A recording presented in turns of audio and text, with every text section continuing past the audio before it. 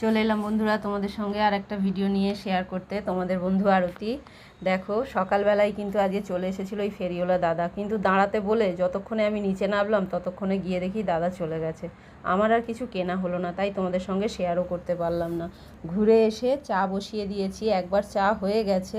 দুধটা ডিপ ফ্রিজে ছিল তো তাই বের করে রাখতে ভুলে গেছি। এই দেখো বরফ হয়ে বসে আছে, তাই একটু করে দুধ মানে বরফ গলছে আর একটু করে চা করছি। তার ভেতরেই কর্তামশাই নিয়ে চলে এসেছে বাজার বলতে আজকে তো আর মানে সবজি বাজার কিছু নেই, আজকে যা আছে সব ফল বাজার। কলা এনেছে, আর দেখো এনেছে দই, আর এই যে রয়েছে আম। যেহেতু আজকে দশহারা তোমরা জানো, তাই এই সবই কিন্তু আজকে আমাদের খাওয়া দাওয়া। এইখানেই শেষ নয়, এই দেখো এইখানে আছে চিড়ে, তোমাদেরকে সেটাও খুলে দেখিয়ে দিই। এই যে একদম পাতলা মানে সরু চিড়ে যেটা, সেটাই।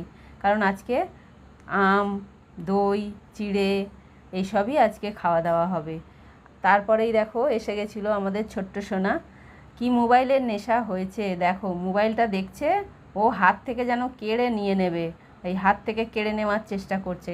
ওই একটু খেলা টেলা করে ও কিন্তু বাড়ি চলে গেছিলো। তারপরে সব চান করে এসে গেছে, খেতে দেবো। কারণ এখন তো পুজোর ঝামেলা সেরকম নেই, শুধু আমার গোপাল সোনাদেরই খাওয়া দাওয়া, সে তাদের হয়ে গেছে।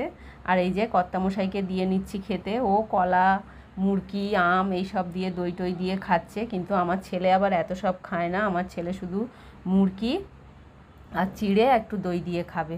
দইটাও এর ওপরে দিয়ে দেবো কর্তামশাইকে, যেহেতু মেখে খাবে তাই জন্য। তারপরে আমিও একটু খেয়েছিলাম। আর সন্ধেবেলা দেখো ফুলকপি ছিল অল্প একটু, সেই ফুলকপি আর আলু কেটে কিন্তু আমি একটু সেদ্ধ বসিয়ে দিয়েছি। কারণ আলুটা আমি ভাপিয়ে জল ফেলে রান্নারই চেষ্টা করি, মানে রান্না করার চেষ্টা করি, তাই জন্য একটুখানি ভাপিয়ে নিচ্ছি। তার মধ্যে কর্তামশাই এসে বলল যে একটু আজকে আর মুড়ি তো খাবো না, একটু টিফিনে সুজি করে দাও।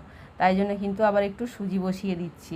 সুজিটাই একমাত্র এমন জিনিস যেটা খুব তাড়াতাড়ি হয়, তাই জন্য সুজিটাই বসালাম। আর ও সুজি খেতেই ইচ্ছা করেছে, তাই জন্য সুজিটা একটুখানি ঘি দিয়ে ভেজে বসিয়ে নিচ্ছি। একটু এলাচ ফাটিয়েও দেবো এর মধ্যে, আগে ভেজে নিই তারপর।